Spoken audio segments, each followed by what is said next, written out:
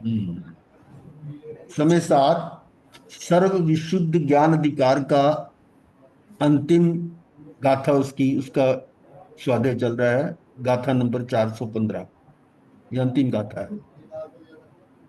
इसमें क्या बताया गया है, ये शास्त्र और उसका प्रयोजन वो यहाँ बताया जा रहा था। भाई, ये तो भव का अभाव करने वाला परम हितकारी शास्त्र है। इसको परम आगम कहा है। 2000 साल पहले बना था ये। भव का अभाव करने वाला, नहीं, भव भव से छुटकारा दिलाने वाला परम हितकारी शास्त्र है। इसमें जो भी हमने पढ़ा है, इसमें कहीं भी कंट्रोवर्सी नहीं है। किसी बात को हम अन्यथा नहीं ठहरा सकते। बिल्कुल सही कहा, वो हमारी अपनी कमजोरी है कि हम उसको पूरी अंदर तह तक समझ पाए या नहीं पाए। तो हमारा अपना जितना क्षोभ से हम उतना हम समझ पा रहे हैं। और पूरा जो जो ज्ञानियों ने लिखा है, वो कौन से ज्ञानी, शायद समकितवी, उनके द्वारा लिखा गया है। तो हम तो उनकी पूरी बात को भी समझ नहीं पा सकते। फिर भी हमने प्रयास किया है, और ऐसा बार बार करते रहेंगे तब कुछ हमारी समझ में आएगा। लेकिन ये निश्चित है, ये भव का भाव करने वाला परम हितकारी शास्त्र है। इस भव का मूल एक मिथ्यात्व है, और उस मिथ्यात्व से हमें निकालने का प्रयास किया गया। शास्त्र पढ़कर निज स्वरूप का निर्णय करना, निज स्वरूप यानी आत्मा का निर्णय करना, मिथ्यात्व का नाश करने का उपाय है। जब हम अपने स्वरूप में आते तो मिथ्यात्व अपने आप ही गया। स्व स्वरूप का निर्णय करना ही इस समय सार शास्त्र का सार है, प्रयोजन है। ये बात हमने कल यहां पढ़ रहे थे। अब इसके आगे देख रहे हैं। अर्थ व तत्व को जानने की जो बात कही है, उसका तात्पर्य क्या है कि जो त्रिकाली आत्मा, जो त्रिकाली वस्तु है, वह तो है अर्थ, त्रिकाली ध्रुव। और उसका जो ज्ञान स्वभाव है, वह तत्व। यानी ये तो वस्तु यानी पदार्थ है, आत्मा। और ये उसका स्वभाव यानी उसका गुण है। हम इसको दूसरी तरह से समझें तो द्रव्य गुण पर्याय, द्रव्य तो ध्रुव है। और उसकी उसको पूरा समझने से गुणों को समझना पड़ेगा। गुण उसके उसका तत्व हो गया। द्रव्य तो है अर्थ, अर्थ ले लिया द्रव्य को। और उसका जो स्वभाव है या जो उसका गुण है, वो तत्व है। तो गुण को समझकर यानी स्वभाव को समझकर इस ध्रुव आत्मा को ग्रहण करना, यानी वहां पर स्थित होना है। इस बात पर जोर दिया जा रहा है कि आत्मा जो त्रिकाली वस्तु है, वह तो है अर्थ। और उसका जो ज्ञान स्वभाव है, वह है तत्व। दृष्टांत के लिए, जिस प्रकार सोना है अर्थ, सोना तो एक वस्तु हो गई। और उसका पीलापन भी उसका स्वभाव है। पीलापन, भारीपन, मतलब रंग का। फिर भारीपन, उसकी ग्रेविटी कितनी है, ग्रेविटी यानी उसकी डेंसिटी। और चिकनापन, उसमें मुलायम, बहुमूल्यपना, कितना मूल्यवान है, आदि स्वर्णत्व, यानी उसका सोने का स्वभाव है। ये उसका तत्व है। समझ आ गई बात। ये कोई भी वस्तु है, वो तो वस्तु तो उसका मूल अर्थ हो गया। और उसका जो स्वभाव है, उसका जो गुण है, वो तत्व है। तो स्वभाव को समझकर अर्थ को ग्रहण करना है। यही बात कही जा रही है ना, कि अर्थ और तत्व को जानने की जो बात कही गई है, ऊपर आया था ये। कहां पर था, जरा देखें चलो। अब है आत्मा त्रिकाली ध्रुव द्रव्य अर्थ है। आ गया ना द्रव्य। ये ध्रुव द्रव्य जो है, ये तो अर्थ है। और ज्ञान, आनंद, स्वच्छता, प्रभुता आदि, ये क्या है, उसके गुण है। ठीक है। ज्ञान, दर्शन, सुख, वीर, ऐसे कितने हैं, ये उसके गुण है, यानी उसके स्वभाव है। ये तो है तत्व। और आत्मा जो त्रिकाली ध्रुव है, द्रव्य है, वो अर्थ है। तो अर्थ को ग्रहण करना है उसके गुणों को समझकर। ठीक बात आई। तो ज्ञान, आनंद, स्वच्छता, प्रभुता आदि गुण स्वभाव उसके तत्व हैं। यहां बात बिल्कुल क्लियर होगी। द्रव्य और गुण। द्रव्य को ग्रहण करना है, पर कैसे उसको अर्थ को ग्रहण करना है, उसके तत्व को समझकर। बिल्कुल क्लियर है बात। अब फिर देखिएगा, आत्म वस्तु अर्थ है। आत्म वस्तु यानी पदार्थ है, अर्थ है। और ज्ञान उसका तत्व है, ये उसका स्वभाव है। ज्ञान मात्र ही आत्मा है। तो इसको जानकर, किसको जानकर? तत्व को जानकर। किसको जानना है? अर्थ। अर्थ और ज्ञान दो चीज, अर्थ और तत्व दो चीजें होगी ना। अर्थ तो है आत्मा, ध्रुव आत्मा, और तत्व उसका ज्ञान है। तो उसको जानकर तत्व सहित अर्थ, ये इंपॉर्टेंट पॉइंट है। तत्व सहित अर्थ, यानी आपने एक कर लिया कि आत्मा में, आत्मा में, आत्मा में, आत्मा कर लिया, लेकिन उस आत्मा के गुणों को समझा ही नहीं कि आत्मा है क्या चीज। समझे ना? वो वो जो तत्व है ना, वो उसका जो स्वभाव है आत्मा का, उसको जाने बिना अगर आप कहें कि मैं तो आत्मा में चला गया, आत्मा में, कहाँ चला गया वो? ठीक है ना? ये बात इसमें आ जा रही है कि उसे जानकर, तत्व सहित अर्थ को जानकर तू अर्थ में, अर्थ का मतलब उस पदार्थ में, आत्म पदार्थ में स्थिर हो जा। यही ध्यान में यही कहते हैं, बार बार यही लाइनें आती हैं कि तो आत्मा में ठहर जा, आत्मा में स्थित हो जा, आत्मा में ठहर जा, यही तो है। पर आत्मा में ठहरना तो आत्मा के स्वभाव का भी पता होना चाहिए ना। जिस व्यक्ति को आत्मा के स्वभाव का नहीं पता, और उसको पहली बार ध्यान में बिठा दो, और उसमें कि आत्मा में स्थिर हो जा, आत्मा में ठहर जा, कैसे होगा? हो सकता है? वो क्या है, उसने अर्थ को ग्रहण किया है, पर उसका तत्व नहीं समझा। इस बात पर जोर दिया जा रहा है कि तत्व सहित, यार है ना, तत्व सहित अर्थ को जानकर तू अर्थ में स्थिर हो जा। मूल का समझ, मूल। तत्व सहित अर्थ को जानकर तू अर्थ में, यानी आत्म पदार्थ में स्थिर हो जा। इन ज्ञानियों की, मतलब हम अथा ज्ञान है, उनके किसी एक शब्द को हम अपने शब्दों में नहीं कह सकते। ऐसी कमाल है। जहां तत्व लिखा, तत्व ही लिखा, मूल नहीं कह सकते। आप जब कुछ भी कहो, ये मतलब इनकी एक अद्भुत ज्ञान है उनका, कि उन जो लिखा भी है ना, उनके जो शब्द हैं, वो कम से कम शब्दों में अधिक से अधिक हमारे को देने का प्रयास किया। शब्दों का चयन ऐसे किया उन्होंने, कहीं भी देख लो कि शब्द फालतू नहीं होंगे। और एक जगह हमने पढ़ा था समय सार में, कि जो लेखक है, ज्ञानी है, वो जो लेख लिखता है, उसमें एक शब्द कम कर दे और अर्थ पूरे का पूरा हो, तो उसको इतनी प्रसन्नता होती है जैसे पुत्र जन्म की हो। क्या मतलब? शब्द कम यूज करे। ये नहीं है कि वो लंबे चौड़े व्याख्यान देने लगे। कम से कम शब्दों में पूरी जानकारी देना, ये उनकी योग्यता है, ये उनकी अद्भुत क्षमता, यानी वो है सामर्थ्य।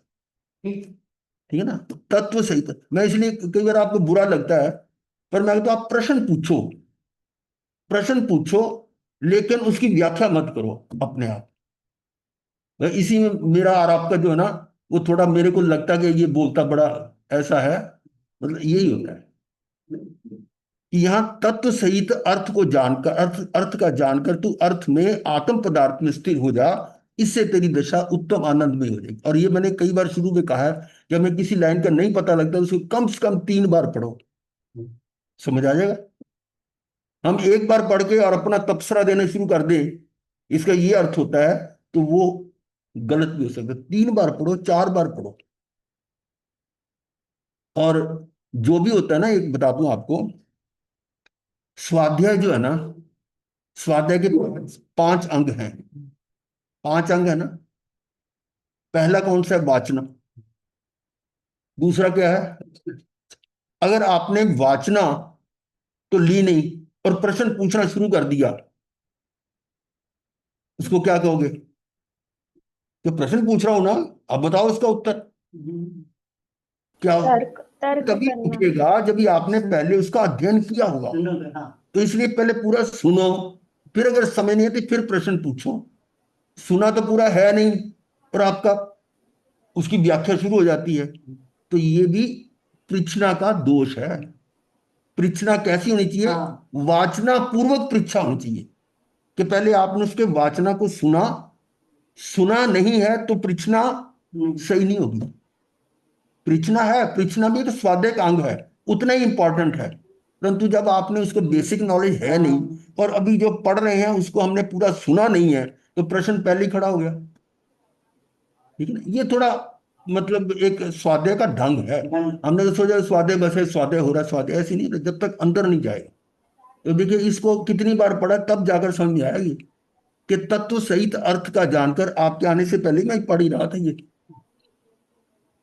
ऐसे नहीं, समझ में नहीं आएगा कि ये तत्व और अर्थ है क्या। तत्व सहित अर्थ का जानकर तू अर्थ में यानी आत्म पदार्थ में स्थिर हो जा, इससे तेरी दशा उत्तम आनंदमय हो जाएगी। इससे तेरी दशा उत्तम आनंदमय मतलब आत्ममय हो जाएगी। अब फिर दो आ रहा है, द्रव्य गुण पर्याय तीनों को ही जानकर। द्रव्य गुण पर्याय, द्रव्य गुण की तो बात ऊपर आ गई, पर्याय को भी जानो कि हम कैसे। इसको तीनों को ही जानकर अर्थभूत, अर्थभूत का मतलब जो जो जहां पर हम अर्थ निकाल रहे हैं वो भगवान आत्मा है। अर्थ कौन है? भगवान आत्मा। अरे अभी तो बताया कि अर्थ कौन क्या किसको कहते हैं? ध्रुव द्रव्य, द्रव्य को अर्थ कहते हैं। वो द्रव्य क्या है? भगवान आत्मा। तो अर्थभूत का मतलब जिसको जिसको हम अर्थ कह रहे हैं वो कौन है? भगवान आत्मा। उसमें एक अभेद, अभेद बात को भूल जाओ, द्रव्य गुण पर्याय को भी भूल जाओ। फिर उसमें जानना तो है, पहले द्रव्य गुण पर्याय को जानो, पर जब आप उसके भगवान आत्मा के उस पर आते हो तो वो उसको अभेद समझो, ज्ञान मात्र। फिर ये द्रव्य गुण पर्याय की तरफ नहीं देखना। पूर्ण विज्ञान घन परम ब्रह्म में दृष्टि एकाग्र करना। पूर्ण विज्ञान घन, बस ज्ञान मात्र, मात्र ज्ञान, ज्ञान मात्र, ज्ञान मात्र, मैं एक ज्ञायक ही हूं। उस दृष्टि से उसको परम ब्रह्म के में दृष्टि एकाग्र करना, उसी में स्थित होना, ठहरना ही मुक्ति का मार्ग है। अब जो जो आरण आ रहा है ये समझ लो मक्खन निकल रहा है। द्रव्य गुण पर्याय तीनों को ही जानकर, जानना पहले जरूरी है। हमने पहले तो सारा फैलाव किया है, अब रसोई समेटने की तो होती है ना, उसके बाद वही बात कर रहे हैं। तीनों को ही जानकर अर्थभूत, जो अर्थ है भगवान आत्मा में एक अभेद पूर्ण विज्ञान घन परम ब्रह्म में, उसमें दृष्टि एकाग्र करना, उस आत्मा में अपनी दृष्टि को एकाग्र करना। अगर आपका पूरा कंसंट्रेशन है ना, तो आप इधर उधर देखो नहीं। हमारी कमजोरी होती है कि हम इधर उधर देखते हैं। मैं खुद अपने को कह रहा हूं, इसीलिए मैं सुबह कुछ बोला वो इसीलिए था कि हम हमारी इतनी कंसंट्रेशन है नहीं। कोई आता है तो हमारा ध्यान ही चलता है, इधर की रह जाती है। हाँ ये बात है। तो उसमें कहते हैं एकाग्र करना, दृष्टि एकाग्र करना, उसी में स्थित होना, ठहरना ही मुक्ति का मार्ग है। और शेष बाहरी क्रिया, आप देखो क्या है। अब आपके प्रश्न का उत्तर आ रहा है यहीं पर ही। शेष बाहरी क्रिया, कौन सी बाहरी क्रिया? मन वचन काया की। ना जी ना, बाहरी क्रिया मथे बंदामी, मथे बंदामी। हाँ जी, काया की हो गई वो मन से। हाँ मैं समझो, मैं नहीं लिखा, ये लिखा हुआ है बाहरी क्रिया और पढ़ना पढ़ाना आदि सब निस्सार है। ठीक है। और वो जो शिष्टाचार बाहर की चीज है, शिष्टाचार है ना, वो सारी बाहर की बता दी उन्होंने। ये बाहरी क्रिया और पढ़ना पढ़ाना आदि सब निस्सार है, जिसके मुकाबले में जब आप आत्मा में स्थिर होगे बाकी सब चीज। और आत्मा परम ब्रह्म विज्ञान घन है, उसी में सर्वथा पुरुषार्थ कर स्थित होना। ये परम ब्रह्म विज्ञान घन, उसी में सर्वथा पुरुषार्थ कर स्थित होना, यही एकमात्र सुखी होने का सच्चा उपाय है। यही निश्चय का उपाय है। यही व्यवहार नहीं, निश्चय में सच्चा उपाय है, परमार्थ से है ये एक ही। अब तो जितना भी आ रहा है ना सबका सार आ रहा है। उसी को और आगे दिखा रहे बता रहे हैं, वस्तुतः धर्म का स्वरूप सर्वज्ञ स्वभावी संपूर्ण विश्व को जानने की सामर्थ्य से संपन्न है। धर्म किसको कहा? ये आत्मा को धर्म। हाँ, इसका स्वरूप सर्वज्ञ स्वभावी। इसका स्वभाव कैसे? सर्वज्ञ जैसा, ये जैसा मैं हूं वैसे तुम हो।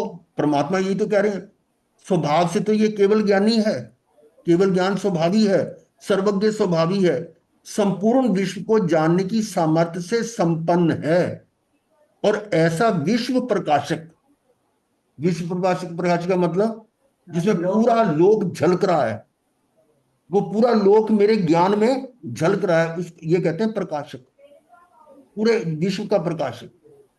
पर ब्रह्म स्वरूप भगवान आत्मा को कहने वाला होने से, ऐसी भगवान आत्मा को कहने वाला होने से ये शास्त्र शब्द ब्रह्म समान है। वो तो पर ब्रह्म बताया भगवान आत्मा को, पर ब्रह्म, परम ब्रह्म पर ब्रह्म है, और यहां शब्द ब्रह्म कहा है। किसको? शास्त्र को। इसकी महिमा है। शास्त्र देखा जाए तो ये भगवान की वाणी है। उन्होंने शुरू में कहा कि ये मैं गणधरों से, जो केवलियों से जो जानना है और मेरे अनुभव में आया वो मैं आपको लिख रहा हूं। तो उन्होंने उन्होंने ये अपनी तरफ से नहीं बताया, ये अरिहंतों की वाणी है। उसी को उन्होंने अपने अनुभव से जानकर लिखा है। और ये भी है कि वो गए तो थे वहां महाविद्य क्षेत्र में, लेकिन उसके कारण ये लिखा ऐसा नहीं है। उन्होंने तो अपने अनुभव से लिखा है, उनको तो अनुभूति हुई और वो लिख दिया।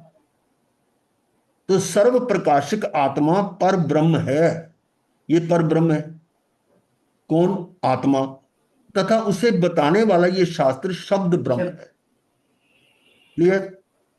स्वामी जी के उक्त कथन से मैं ये बात अत्यंत, गुरुदेव, हाँ जी बोलिए। हाँ, गुरुदेव, पर ब्रह्म का समझ नहीं आया। ब्रह्म स्वरूप तो समझ में आया, पर ब्रह्म स्वरूप नहीं समझ में आया है। पर ब्रह्म भगवान आत्मा ही कह लो, उसको भगवान कह लो, परम भगवान। पर ब्रह्म स्वरूप सुप्रीम। मतलब ब्रह्म को, आत्मा को ही ब्रह्म कह देते हैं ना, हाँ जी, आत्मा को ही पर ब्रह्म ब्रह्म कहा। का ना, पर ब्रह्म स्वरूप, तो उसका क्या मतलब हुआ? मेरे ख्याल तो यहाँ परम, परम ब्रह्म का ही अर्थ होगा वो। बाकी ये परम गलत, होएगा, परम ध्रुव ब्रह्म। नहीं, ध्रुव गलत नहीं लिखा हुआ इसमें, पर ब्रह्म ही है। पर ब्रह्म का अर्थ यहां लिया था, पहले भी आया, थोड़े दिन पहले पढ़ा हमने, ब्रह्मचर्य। ब्रह्मचर्य का मतलब आत्मा में चरण चरण हाँ चर्या, जी, आत्मा की ब्रह्म। चर्या करना। तो ब्रह्म को आर्य आत्मा लिया वहां पर। न्यूक्लियस ध्रुव। ब्रह्म जो है, ब्रह्म का अर्थ आत्मा लिया है। और परम, पर ब्रह्म स्वरूप, ऐसी मतलब जो आत्मा है, जो उसको परम, परम भाव निकलता होगा इसका, यही समझ सकते हैं। और आगे पढ़ते हैं, पता लग जाएगा। जो हमारे मन में है तो आगे देखते हैं क्या होगा। ऐसा विश्व प्रकाशित पर ब्रह्म स्वरूप भगवान आत्मा को कहने वाला होने से ये शास्त्र शब्द ब्रह्म समान है। ये शब्द ब्रह्म है और ये पर ब्रह्म है। शब्द मतलब ये वाला व्यवहार वो निश्चित जिन वाणी। ब्रह्म वो। चलो, नहीं समझ आई तो आगे देखते हैं। सर्व प्रकाशक आत्मा पर ब्रह्म है, तथा उसे बताने वाला ये शास्त्र शब्द ब्रह्म है। बस इसको आप ऐसे समझो कि वो जो आत्मा, उसी को पर ब्रह्म कहा। अब इतनी हिंदी हमें नहीं आती, पर ये समझिए कि वो आत्मा को ही कहा है। और ब्रह्मचर्य में भी आत्मा को ही कहा कि आत्मा जैसी, आत्मा में जो चर्या करता है, जो आत्मा में ही रमन करता है, उसको ब्रह्मचर्य कहते हैं। तो ब्रह्म का अर्थ तो यही लिया है। कई जगह ब्रह्म का अर्थ सिद्ध, समान, सिद्ध भी लिया हुआ है। ये सिद्ध वो भी मैं ही मेरे समान ही ना, ऐसी है। तो स्वामी जी के उक्त कथन में ये बात अत्यंत स्पष्ट रूप से आई है कि यद्यपि, अब देखो, आचार्य कुंद कुंद सिमंदर परमात्मा के दर्शनार्थ विदेह क्षेत्र गए थे और वहां से आकर समय सार लिखा था। तथापि, अब देखिए, यद्यपि था कि वो गए, वहां उनके आने के बाद उन्होंने समय सार लिखा, तथापि इसकी प्रमाणिकता का आधार सिमंदर स्वामी की वाणी नहीं। उनकी वाणी को आधार बनाकर उन्हें शास्त्र नहीं लिखा। क्या लिखा है? तथापि इसकी प्रमाणिकता का आधार सिमंदर स्वामी की वाणी नहीं, बल्कि उनका स्वयं का अनुभव। किसका? कुंद कुंद देव आचार्य का, आचार्य कुंद कुंद देव का स्वयं का अनुभव और आचार्य परंपरा से प्राप्त भगवान महावीर की वाणी है। तो ये जो आगम है, इसलिए इसको परमागम कहा है। ये वाणी तो भगवान की, महावीर की है, हाँ, जो आचार्य परंपरा से सही उनके बात। पास आई, सही बात। और फिर उन्होंने स्वयं उसका अनुभव किया। ये शुरू की गाथा में बिल्कुल क्लियर है कि जैसा मैंने सुना बस। और अनुभव में आया वो मैं आपके सामने प्रस्तुत कर रहा हूं। तो इस विषय की विस्तृत चर्चा समय सारण भाग 1 के पृष्ठ इतने पर ये हमने पहले वो समय सारण पढ़ रखी है। 5वीं गाथा के अनुशीलन में तो की गई है। साथ ही इसी चर्चा में मैंने मतलब ये हुकुमचंद भारिल, मैंने आचार्य कुंद कुंद और उनके पंच परम आगम नामक पुस्तक में तथा पंच परमागमों की प्रस्तावना में भी विस्तार से की है। उन्होंने अपने लेख में बताया कि मैंने उसमें कर रखी है। जिन्हें विशेष जानने की इच्छा हो वे उक्त प्रकरण का गहराई से अध्ययन करें। पर यहां पर इतना हिंट दिया है। यद्यपि आचार्य जयसेन इस गाथा का अर्थ आत्मख्याति के समान ही करते हैं, तथापि अतीन्द्रिय सुख का स्वरूप सोदाहरण यानी उदाहरण सहित समझाते हुए तर्क युक्ति और आगम से सिद्ध करते हैं, जो मूलतः पठनीय है। कैसे है? ये उनका अब व्याख्यारी है। महाशास्त्र तत्वार्थ सूत्र में भी जब सम्यक दर्शन को परिभाषित किया तो यही लिखा कि तत्वार्थ श्रद्धानम सम्यक दर्शनम। तत्वार्थ, इसमें क्या है? तत्व और अर्थ दोनों आए। दोनों आए, तत्वार्थ। वही तत्वार्थ मतलब तत्वार्थ, तत्व और अर्थ का श्रद्धान सम्यक दर्शन है। हाँ। अगर आपने केवल अर्थ ले लिया और तत्व नहीं समझा तो बात नहीं बनेगी। तत्व सहित सही। अर्थ को ग्रहण करना, उस पर श्रद्धान में, वो सम्यक दर्शन है। इसलिए कहा तत्वार्थ श्रद्धानम सम्यक दर्शन। तो तत्वार्थ का श्रद्धान सम्यक दर्शन है। हम शब्द तो बहुत पढ़ लेते हैं पर उनकी इतनी गहराई में नहीं जाते। ये तो यहाँ इनकी कृपा हो रही है कि हम थोड़ा बहुत समझ पा रहे हैं। अभी भी पूरी समझ में आ रहे नहीं आ रहा, जितना आ रहा है हम कोशिश कर रहे हैं, परंतु पूरी बात तो हमारी समझ में कहाँ आ रही है, इतना हमारा क्षेत्र हुआ ही नहीं। तात्पर्य यह है कि 7 तत्वों को तत्व और अर्थ से जानकर, फिर आगे बात हुई कि 7 तत्व क्यों कहा उन्होंने। ये तत्वार्थ सूत्र में 7 ही लिए हैं और समय सार में 9 लिए हैं। अंतर कहाँ है? पुण्य पाप वो को आश्रम में संवर्धित। पुण्य और पाप पाप को, को आश्रम में काउंट कर लिया। हाँ, तत्वार्थ सूत्र पुण्य में पाप। पुण्य पाप को नहीं लिया। पुण्य पुण्य पाप को आश्रम में ही ग्रहण कर लिया कि आश्रम में पुण्य भी है पाप भी है, इसलिए 7 तत्व हैं। और यहां पर कुंदकुंद आचार्य ने ये सोचकर कि आश्रम में कहीं पुण्य को वो आश्रम ही ना समझे कि भी सिर्फ पाप को ही आश्रम समझे, इसलिए उन्होंने पुण्य का अलग से जिक्र किया। तो पुण्य और पाप को अलग से बताया तो 9 तत्व हो गए। और हमारे आगमों में भी 9 तत्व ही बताते हैं। यानी 2 जो एक्स्ट्रा दिए गए पाप और पुण्य, उसके देने का पीछे मकसद क्या कि कहीं आश्रम को का अर्थ ये मत ले लें कि सिर्फ पाप ही आश्रम है।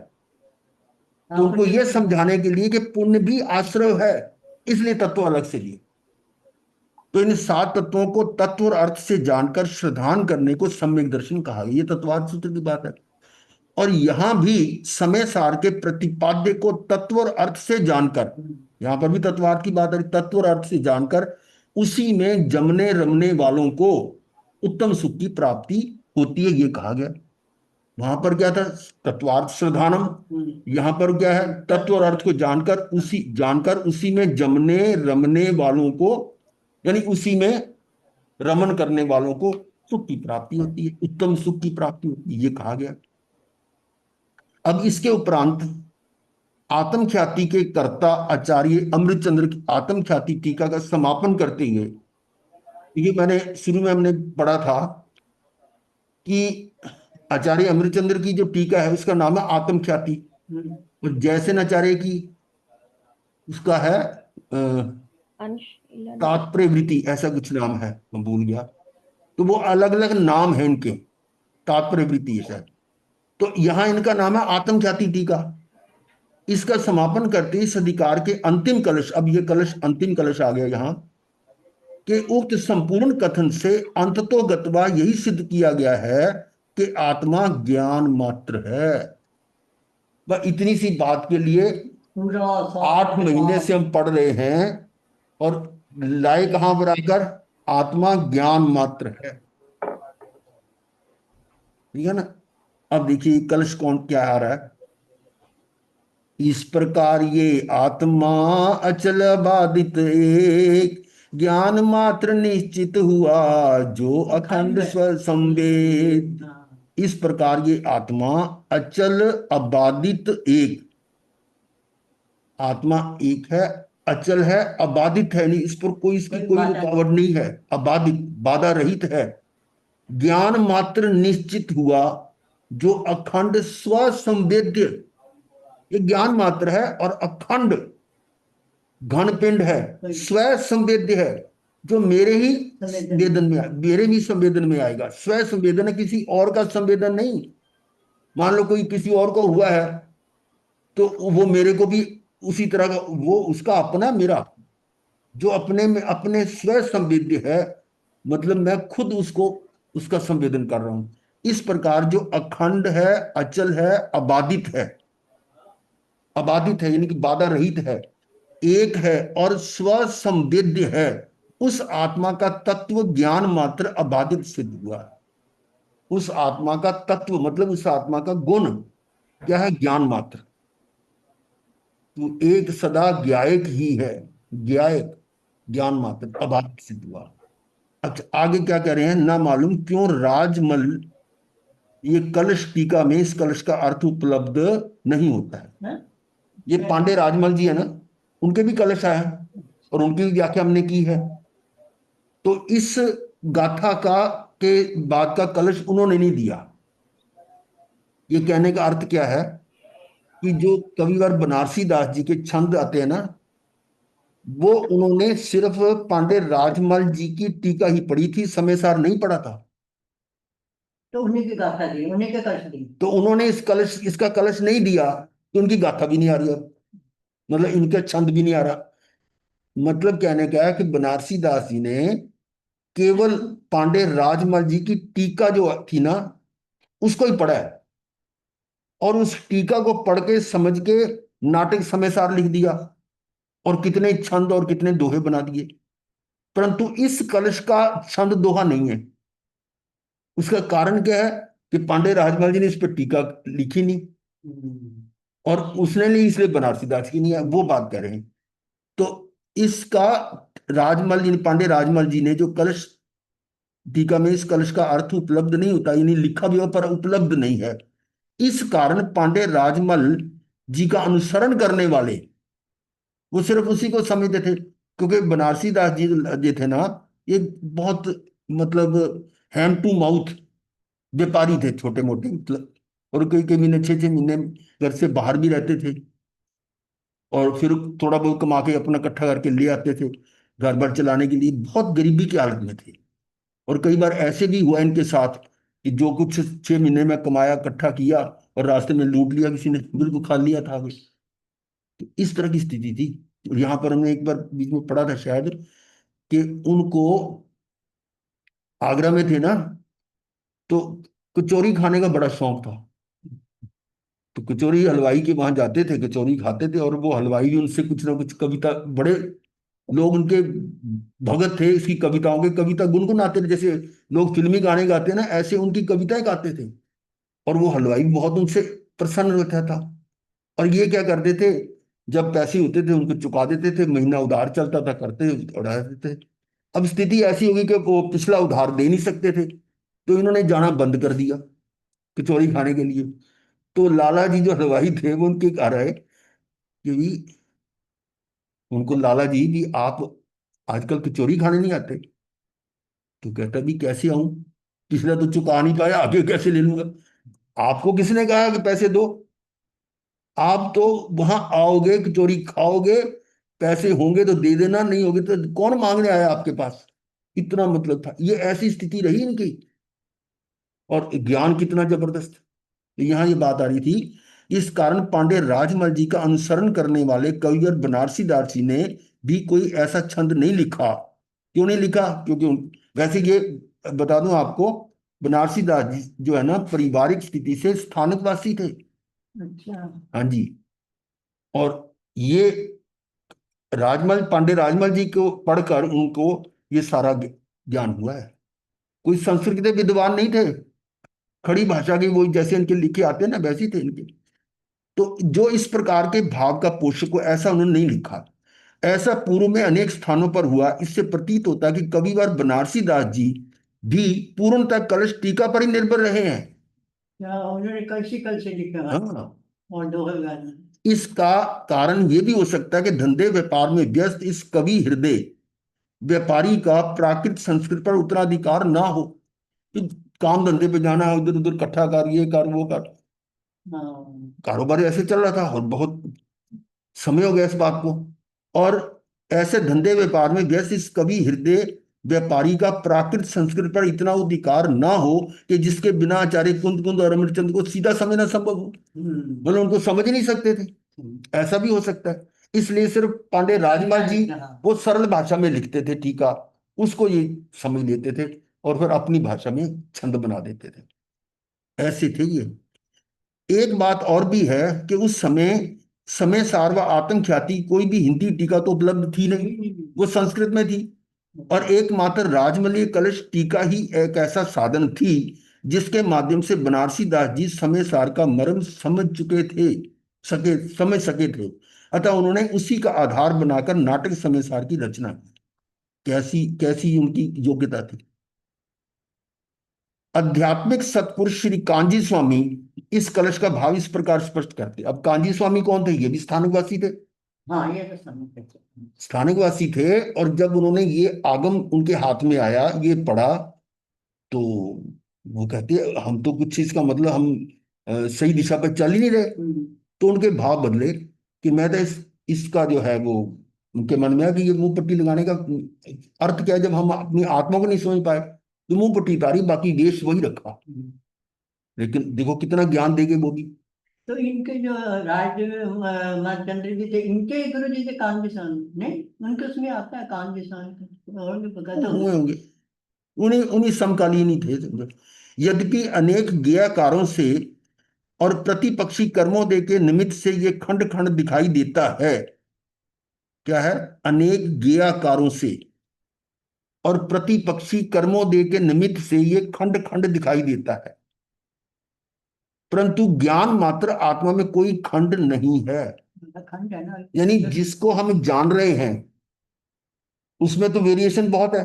जिसको भी जान रहे हैं, गेयकारों में अनेक तरह की खंड खंड है कि उसको मैं उसको जानता हूं।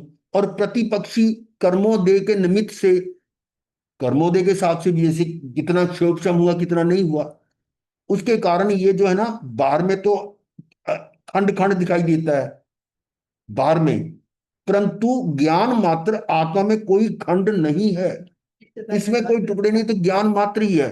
ज्ञेयों को जानने से आत्मा ज्ञेयाकार नहीं हो जाता। ये सुबह भी यही बात चल रही थी, हमारा पैरेलल ही चल रहा है वो। इसलिए मैंने यहां पर ही सोचा ब्रेक लगाने के कि हम आगे फिर जो है ना वो समाधि तंत्र लेंगे, क्योंकि ये विषय आगे वो ही ले रहे हैं आत्मज्ञाता जी शक्तियों का। शक्तियों का, तो यही आगे इसके आ रहा है। तो क्या बोला यहां? ज्ञेय को जानने से आत्मा ज्ञेयाकार नहीं हो जाता। ज्ञेय जो है उसको मैं जान रहा हूं, पर ज्ञेय नहीं जान रहा कि मैं जान रहा हूं। जैसे मैं किसी वस्तु को देख रहा हूं, वो वस्तु थोड़ा जानती कि मैं उसको देख रहा हूं। तो उस ज्ञेय के अनुसार मैं नहीं हो जाता। ज्ञेयाकार मैं नहीं, मैं तो अपने ज्ञानाकार, ज्ञान में जो ज्ञेय का आकार बन रहा है मैं तो उसको जान रहा हूं। बिल्कुल सेम वही बातें सुबह वाली है। ज्ञेयों को जानने से आत्मा ज्ञेयाकार नहीं होता। वो ज्ञेय मेरे अंदर नहीं आता, मैं तो ज्ञान को ही जान रहा हूं। वो कौन सा ज्ञान? जो ज्ञेय को जानकर मेरे अंदर आकार बना है ज्ञान का, मैं उस ज्ञान आकार को ही जान रहा हूं, ज्ञेय को नहीं जान रहा हूं। ज्ञेय शब्द ही ये दर्शाता है कि इसको जानने वाला कोई ज्ञान है। ज्ञेय का मतलब जिसको जाना जा रहा है। वो परमेयत्व गुण कह लो कि हर वस्तु जितनी भी छह द्रव्य हैं सभी में परमेयत्व गुण है। परमेयत्व का मतलब होता है जिसको जाना जा सकता है। प्रमेय जो शब्द है गणित में इसको थ्योरम कहते हैं। थ्योरम, थ्योरम क्या होती है? जिसको प्रूव किया जाता है। ज्योमेट्री में थ्योरम पढ़ी होंगी स्कूल टाइम में तो, और आगे भी हैं, कोई ट्रिग्नोमेट्री में, कोई कैलकुलस में, कोई डिफरेंशियल कैलकुलस, तो ये कितनी तरह की मैथमेट वो है, थ्योरम्स होती हैं उनमें भी। प्योर मैथमेटिक्स है, एमए लेवल पर आगे पढ़ा था हमने, तो वो उसमें थ्योरम्स होती हैं। थ्योरम का मतलब कोई चीज आपने प्रूव करनी है तो वो सिद्ध की जाती है। वो कई ढंग है उसके, अलग अलग हैं। तो वो जो वस्तु है जिसको प्रमेय कहते हैं, प्रमेय मतलब उसको जाना जा सकता है, तभी वो थ्योरम के रूप में आती है। जिसको जाना ही नहीं जा सकता वो प्रमेय तो क्या होगा? यानी जिसका अस्तित्व ही नहीं है, जिसका अस्तित्व ही नहीं है उसको कैसे जानोगे? नहीं, ठीक है ना? तो अस्तित्व किसका है? छह द्रव्यों का अस्तित्व है, तो छह द्रव्य जाने भी जा सकते हैं। तो ज्ञेय शब्द ही ये दर्शाता है कि इसको जानने वाला कोई ज्ञान है। आत्मा ज्ञान स्वरूप है। आत्मा ज्ञान स्वरूप है, ये जान रहा है, जानता है। और सारा विश्व ज्ञेय रूप है। सारा विश्व, पूरा लोक, लोकालोक, वो ज्ञेय रूप से उस ज्ञान में जाना जाता है, ज्ञात होता है। ठीक है? जानने वाला कौन है? आत्मा। और जो जाना जा रहा है वो पूरा पूरा लोक लोक है। यहां दो बातें कही गई हैं। आत्मा ज्ञान मात्र स्वरूप वाली वस्तु है, ये तो हो गया अर्थ उसका।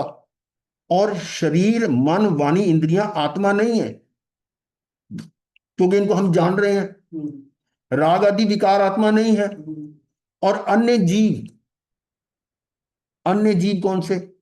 मेरे को छोड़कर अनंतानंत जीव हैं। अनंत अनंत है ना, एक केंद्रीय से लेकर पचेंद्री तक कितने जीव है? अनंत अनंत। उसमें सिद्ध भी आ गए, पूरे निगोद से लेकर सिद्धों तक, ये सारे अन्य जीव। क्या क्या है? शरीर मन वाणी इंद्रियां आत्मा नहीं है, आत्मा से अलग है। तो ये हमारे से अलग है, उसको मैं जान सकता हूं। राग आदि विकार आत्मा नहीं है। और अन्य जीव, राग आदि विकार, ये राग विकार जो कर रहा हूं ये भी आत्मा नहीं है। और अन्य जीव पर पंच परमेष्टि आदि, लो, पंच परमेष्टि, हाँ, अरिहंत, सिद्ध, आचार्य, उपाध्याय। उपाध्याय और साधु, ये पांच परमेष्टि है ना, ये भी निज आत्मा नहीं है। और यही तो बार बार इसमें आ रहा है। परमात्मा खुद कह रहे मैं तुम्हारे लिए पर द्रव्य हूं, मेरे को भी लक्ष्य क्यों कर रहे हो? जिन दर्शन से निज दर्शन कर, सम्यक दर्शन होगा।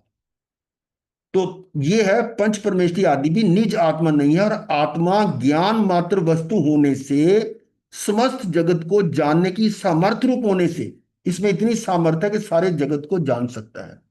उसे जानता तो है, क्या कह रहे हैं? उसे जानता तो है, परंतु उन ज्ञेयों को जानने से वह पर का कर्ता नहीं हो जाता। रहता अपने नहीं है। नहीं नहीं, ज्ञेयों को जानने से वह पर का कर्ता नहीं हो जाता। क्या मतलब निकला? मतलब ये को जाना, उसके ज्ञान में बस आज के जगह का वो जान नहीं रहा, ज्ञान तो अपना ज्ञान से ही रहा है।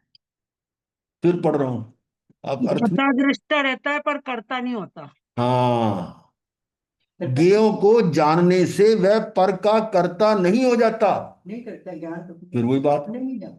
अब समझो, फिर मैं समझाता हूँ। ज्ञेयों को जानने, अब मैं जान रहा हूं कि आप क्या कर रहे हो, आप कोई काम कर रहे हो और मैं आपको जान रहा हूं, पर मैं तुम्हारे काम को मैं थोड़ा कर रहा हूं। इसी तरह से मैं जान रहा हूं इसी पदार्थ को कि ये पेड़ है, ये बढ़ रहा है, इसका रंग ऐसा हो रहा है, इसका ये हो रहा है, वो मैं जान रहा हूं, पर उसका रंग थोड़ा मैं बदल रहा हूं। नहीं मैं उसका कर्ता नहीं हूं। करता नहीं। अब समझ आ गई बात? हाँ, नहीं, बात उसको तो करने वाला मैं नहीं, मैं मात्र उसको जानने वाला हूं। उसमें जो परिवर्तन आ रहा है, उस परिवर्तन का कर्ता कौन है? वो जो परिवर्तन हो रहा है, उसमें जो परिणमन हो रहा है, वो कौन करता है? उसका कौन वो करता है? खुद ही, जिसमें हो रहा है परिवर्तन वही ठीक करता है, है। हाँ, हाँ, वो खुद ही करता है तो फिर मैं तो नहीं करता ना। हाँ। वो वही तो बात कह रहे हैं कि अरिहंत परमात्मा, तीर्थंकर परमात्मा सर्वज्ञ, सारी दुनिया को जान रहे हैं कि सारी दुनिया में ये हो रहा है, ये वहां से वहां जा रहा है, वो यहां से यहां आ रहा है, ये पदार्थ का ये रंग बदल रहा है, ये फसल का पौधे का ये पेड़ बन रहा है, सब कुछ जान रहे हैं। पर उसमें जो परिवर्तन हो रहा है उसको कौन कर रहा है? वो उसके अपने में हो रहा है। वो वही बात है, यहाँ सिंपल सी बात है जिसको आपने उलझा दिया कि ज्ञेयों को जानने से वह पर का कर्ता नहीं हो जाता, कि वो जान रहा है तो कर्ता वही है। यहाँ किसका खंडन किया है? ये ईश्वरवाद का, अच्छा, ईश्वरवाद का खंडन किया है। बात समझ आई? ईश्वर ही करता है सब। हाँ वो है। आगे देखिए, इसलिए कहते हैं इसको 3 बार 2 बार पढ़ के फिर अपने रिमार्क्स दो, ये तो गलत हो जाएगा। वह ज्ञान मात्र वस्तु अखंड है, घन पिंड है, अनंत ज्ञेयों को जानते हुए भी, अनंत ज्ञेयों को जानते हुए भी वह ज्ञेयाकार रूप नहीं हो जाती, कि वो जिसको जान रहा है उस रूप नहीं हो जाती। जैसे मैं शरीर को जान रहा हूं तो मैं शरीर रूप नहीं हो जाता, शरीर अलग है, मैं अलग हूं। अगर उस रूप होता है तो वो अज्ञानता है। ज्ञेयाकार रूप नहीं हो जाती, ज्ञानाकार ही रहती है। हाँ, ये तो बोल रहे थे, तो बोलना वो नहीं आ रहा था कि ज्ञान नहीं। इसलिए हाँ, एक एक शब्द की महिमा है। बोलना नहीं तो आता। ज्ञेयाकार नहीं हो जाती, ज्ञानाकार ही रहती है। अगर हम उनकी भाषा बोलने लग जाए तो फिर तो कल्याण हो जाए। तो ज्ञानाकार ही रहती है, मतलब वो ज्ञान को ही मैं जान रहा हूं, ज्ञेयाकार नहीं हो रहा, ज्ञानाकार ही हो रहा। सबको जानने वाला ज्ञान स्वयं अपने कारण ही, सबको जानने वाला ज्ञान स्वयं अपने कारण ही ज्ञानाकारपने होता है। ये बहुत गहरी बात है।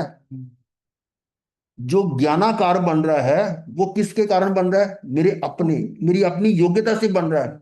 उसका जो बाहर की वस्तु है, उसका जो आकार मेरे अंदर बन रहा है, वो मेरी अपनी योग्यता से बन रहा है। सबको जानने वाला ज्ञान स्वयं अपने कारण ही ज्ञानाकारपने होता है। ज्ञेयाकारों के कारण यहां ज्ञान नहीं होता। बिल्कुल सेम पॉइंट सुबह दिया गया था। ज्ञेयाकारों के कारण यहां ज्ञान नहीं होता कि वो ज्ञेय है तो मुझे ज्ञान होगा। ज्ञेय मुझे ज्ञान नहीं कराता। हाँ, आप कहोगे सामने ज्ञेय नहीं होगा तो आपको जानना कैसे पता लगेगा? ज्ञेय हो, उसको जानना मैं अपने ज्ञान गुण से ही जान रहा हूं। ज्ञेय ज्ञेय के गुण से नहीं जान रहा। ज्ञेय मुझको ज्ञान नहीं करवा रहा। बस ज्ञेयाकारों के कारण यहां ज्ञान नहीं होता, उनके कारण ज्ञान खंडित भी नहीं होता। दोनों बात क्यों नहीं खंडित होता? खंड है। नहीं नहीं, अरे सुनो, बात सुन लो पहले। उनके कारण, किसके कारण कह रहे हो? किनके कारण? वो ज्ञेयों के कारण। उनके कारण ज्ञान खंडित भी नहीं होता। किनके कारण? ज्ञेय आकारों के। ज्ञेय ज्ञेय जो है ना, वो अलग अलग आकार के हैं, हाँ, तो वो तो खंड खंड है। और वो खंड खंड तो मेरा ज्ञान भी खंड खंड हो जाएगा। वो नहीं थी। वो इसके कारण, उनके कारण ज्ञान खंडित भी नहीं होता, और ज्ञान तो अखंड अभेद स्वभाव से ही रहता है। इसलिए बहुत कंसंट्रेशन की जरूरत है। और ये तो बिल्कुल एंड है। अब कहते हैं कि ज्ञान मात्र आत्म तत्व अचल है। अचल है अर्थात आत्मा ज्ञान रूप से पर ज्ञेय रूप या जड़ रूप नहीं हो जाता, वो तो अपनी जगह टिका हुआ है। ज्ञान रूप से पर ज्ञेय रूप या जड़ रूप नहीं हो जाता। मतलब ज्ञान ज्ञान ही रहता है, वो पर रूप नहीं होता। नहीं। जड़ रूप जिसको जान रहा उस रूप नहीं होता, सदा ज्ञान रूप ही रहता है। क्या कहते हैं? कि ज्ञान मात्र आत्म तत्व अचल है। अचल है अर्थात आत्मा ज्ञान रूप से पर ज्ञेय रूप या जड़ रूप नहीं हो जाता, कि उससे उसकी अपनी ज्ञान ज्ञान की जगह पर रूप हो जाए, ऐसा नहीं होता, सदा ज्ञान रूप ही रहता है। और अब कहते हैं कि भगवान आत्मा स्वसंवेद्य है। स्वयं स्वयं से ही स्वसंवेदन ज्ञान में जानने में आता है। स्वयं स्वयं से ही, वो षट कारक इसी में आ गए। स्वसंवेदन ज्ञान में जानने में आता है। जो स्वसंवेदन हो रहा है उसके ज्ञान में जानने में आता है। और ज्ञान स्वरूपी भगवान आत्मा पर ज्ञेयों को जानता है। ज्ञान स्वरूपी भगवान आत्मा पर ज्ञेयों, अपने से अलग जो है उन ज्ञेयों को जानता है, इस कारण वह पर वेदन में नहीं हो जाता। पर की वेद पर को अनुभव नहीं कर रहा, वो अपने ज्ञान को अनुभव कर रहा है। मान लो पर में जो आप देख रहे हो वो गर्म है, तो उसका जो ज्ञानाकार बना है वो गर्म, मेरे को अंदर गर्म लगेगा नहीं, नहीं बोला उसका संवेदन, उसमें ऊष्मा है तो वो मेरे अंदर भी आ जाएगी, ऐसा नहीं है। नहीं वो अगर मैं ज्वालामुखी देख रहा हूं तो मेरे अंदर ज्वालामुखी गर्मी आ जाए, ऐसा नहीं है। वो मतलब है कि इस कारण वह पर वेदन में नहीं होता, जो पर में वेदन हो रहा है वो मुझ में नहीं हो रहा।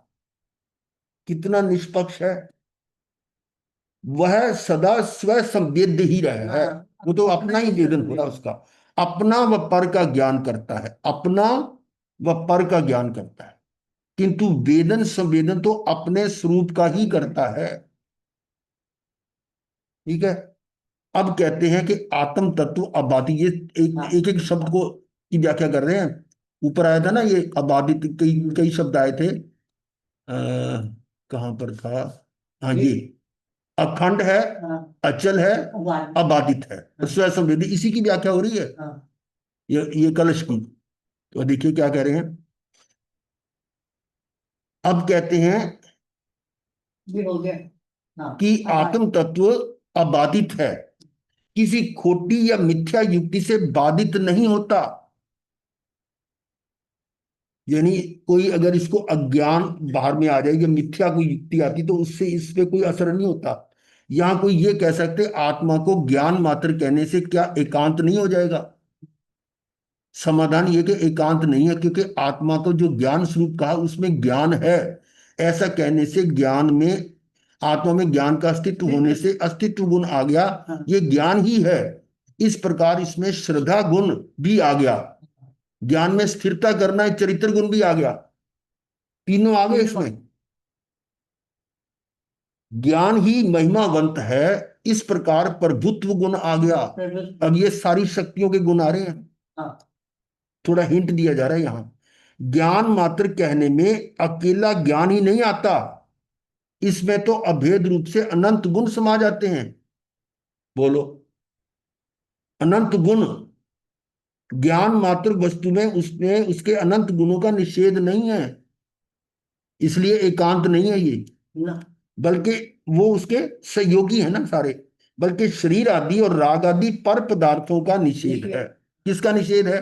राग का। शरीर आदि जो पर पदार्थ है, शरीर आदि और राग आदि ये पर पदार्थों का निषेध, पर जो उसके अपना है, वस्तु का अपना जो अर्थ गुण है वो उससे अलग नहीं है। इस प्रकार ज्ञान मात्र वस्तु कहने से एकांत नहीं है।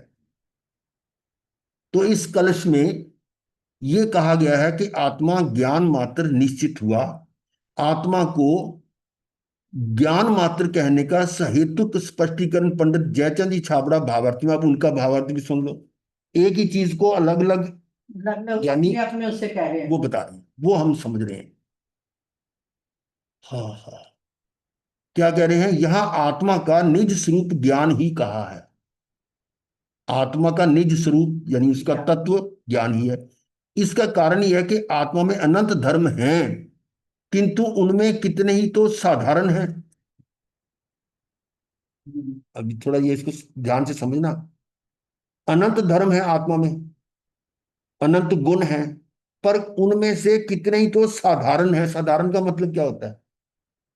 जो सब में सदा। हाँ, साधारण का मतलब बाकी द्रव्यों में भी है। आपको क्या द्रव्य में? जैसे सामान्य। कहें कि आत्मा अमूर्त है, तो ये अमूर्त गुण तो धर्म अधर्म उसमें भी है। धर्म अधर्म आकाश वो भी अमूर्त है, इसलिए वे अति व्याप्ति युक्त हैं। तो उस उनसे आत्मा को पहचाना नहीं जा सकता। आत्मा को किससे पहचानेंगे? जिसमें अति व्याप्ति और अव्याप्ति दोनों दोष ना हो। ये बात पहले हम चर्चा कर चुके हैं। तो ये अति व्याप्ति कैसे? क्योंकि किंतु उनमें कितने ही तो साधारण हैं, इसलिए वे अति व्याप्ति युक्त है और उनसे आत्मा को पहचाना नहीं जा सकता। और कुछ धर्म पर्याय आश्रित है, कुछ धर्म पर्याय आश्रित, किसी पर्याय में है, किसी में नहीं। जैसे केवल ज्ञान है, अगर केवल ज्ञान की पर्याय अब हमारे पास कहाँ है? वो पर्याय में तो है नहीं। तो वो जिनकी केवल ज्ञान पर्याय उसी में तो होंगे ना। तो ये जो गुण है केवल ज्ञान पर्याय का, ये सब में नहीं है। नहीं, तो कह रहे हैं कि यदि कुछ धर्म पर्याय आश्रित हैं, किसी अवस्था में होते हैं और किसी अवस्था में नहीं होते। उसमें भी है। अब अगर वो हम ये ले लें कि केवल ज्ञान है वो जीव है, वो आत्मा है, पर हमारे में तो केवल ज्ञान पर्याय में आया नहीं हुआ, पर्याय पर आश्रित है, इसलिए ये अव्याप्ति दोष है। क्या कहेंगे? अव्याप्ति दोष, कि सब सब में नहीं है ये। नहीं, बहुत सारे जीव इसमें नहीं है, उस वो पर्याय भी प्रकट नहीं हुई, तो उनसे भी आत्मा नहीं पहचाना जा सकता। व्याप्ति मतलब? व्याप्ति मतलब जिसमें है, अव्याप्ति का मतलब जिसमें नहीं है। तो यहाँ पर क्या है क्या नहीं है, किस रेफरेंस से बोल मैं रहे हैं? समझाता हूं कि आपने ये कहा कि जिसमें केवल ज्ञान पर्याय है वो आत्मा है, केवल ज्ञान पर्याय वाला आत्मा है, परंतु इसमें सभी आत्माओं में केवल ज्ञान पर्याय नहीं है, तो वो अव्याप्त हो गया ना। अब हमारे में, हमारी पर्याय में केवल ज्ञान नहीं है, और अगर हम ये डेफिनेशन दें कि जितनी भी आत्मा वो केवल ज्ञान पर्याय वाली है, तो हमारे में तो वो है नहीं, तो इसको कहते हैं अव्याप्ति दोष। और जो गुण मेरे अलावा औरों में भी है तब भी मेरी पहचान नहीं हो सकती। जैसे कह दिया कि आत्मा अमूर्त है, तो अमूर्त तो दूसरे द्रव्य भी है, इसलिए आत्मा की पहचान कैसे होगी? हम तो फिर धर्म द्रव्य को भी आत्मा कह देंगे, वो अति व्याप्ति हो गया, और ये अव्याप्ति है। ठीक। तो ये अव्याप्ति है, उस उनसे भी आत्मा पहचाना नहीं जा सकता। तो इसका मतलब हुआ चेतनता यद्यपि आत्मा का अति व्याप्ति और अव्याप्ति रहित लक्षण है, जो चेतनता है ना, उसमें ना तो अति व्याप्ति है ना अव्याप्ति है। अब समझ आ गई बात? चेतनता, चेतनत्व, मोस्ट चेतना, डिस्टिंक्ट, ज्ञान, ज्ञान। डिस्टिंक्ट। तो ज्ञान, अगर कहेंगे कि ज्ञान आत्मा का लक्षण है, तो आत्मा के अलावा और किसी में नहीं होगा, तो अति व्याप्ति दोष भी नहीं है। और ऐसा भी नहीं होगा कि किसी आत्मा में ज्ञान हो ही ना, ज्ञान तो सभी आत्माओं में है, हाँ, ये भी इसलिए अव्याप्ति दोष भी नहीं है। तो इसलिए अति व्याप्ति और अव्याप्ति रहित लक्षण है, ये लक्षण है आत्मा का। अब समझ आ गई? अनंत गुण तो है, पर अनंत गुण को लक्षण नहीं मान सकते, तथापि वह शक्ति मात्र है, अदृष्ट है, उसकी व्यक्ति दर्शन और ज्ञान है। क्या मतलब? जो लक्षण है आत्मा का, ज्ञान है, वो शक्ति मात्र है, एक शक्ति है, एक प्रॉपर्टी है, स्वभाव है, और अदृष्ट है, दृष्टि नहीं आती। और उसकी व्यक्ति, व्यक्ति का मतलब उसको प्रकट करना, व्यक्त करना। कैसे व्यक्त होगा? दर्शन और ज्ञान से। दर्शन और ज्ञान से ही पता लगेगा ना भी ज्ञान है या नहीं है। तो उस दर्शन में और ज्ञान में भी ज्ञान साकार है, प्रकट अनुभव गोचर है, इसलिए उसके द्वारा ही आत्मा पहचानना जा सकता है। ये सिद्ध कर दिया, इसलिए यहां इस ज्ञान को ही प्रधान करके आत्मा का तत्व का, ये आत्मा तत्व ये है, ज्ञान ही ज्ञान मात्र को सिद्ध किया। क्लियर होगी बात? तो यहां ऐसा नहीं समझना चाहिए कि आत्मा को ज्ञान मात्र तत्व वाला कहा है इसलिए इतना ही परमार्थ है, अन्य धर्म मिथ्या है, ऐसा भी नहीं समझना। वे आत्मा में है ही नहीं, ऐसा सर्वथा एकांत ग्रहण करने से तो मिथ्या दृष्टि तो आ जाएगा। हमने ज्ञान मात्र कह दिया, पर ज्ञान मात्र के साथ और भी कई तरह के धर्म है। तो ऐसा वे आत्मा में है ही नहीं, अगर मतलब ये मान लिया कि